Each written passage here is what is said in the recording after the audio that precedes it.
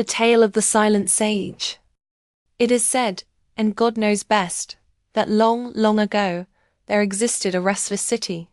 A city that never slept. Its streets were loud, its people louder. And yet, true understanding was rare.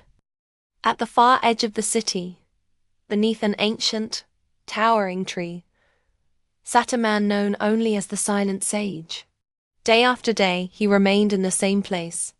He spoke no words. He asked no questions. He gave no answers. And still, people believed he held the wisdom they were searching for. His legend traveled faster than the wind. Soon, the curious, the troubled, the powerful, and the lost all found their way to him. A merchant arrived first, carrying gold and worry in equal measure. He sat down and confessed that while his trade brought profit, his heart carried unease. The sage did not speak. He simply glanced at the gold beside him, then back at the merchant. And in that silence, the merchant realized his own truth. Maybe profit is not everything, he whispered. And as he walked away, his steps felt lighter, and so did his heart.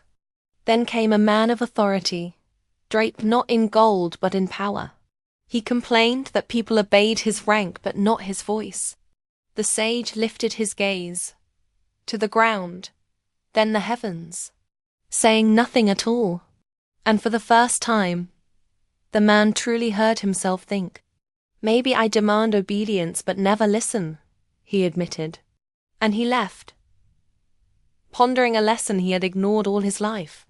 A young man followed, carrying sorrow instead of questions.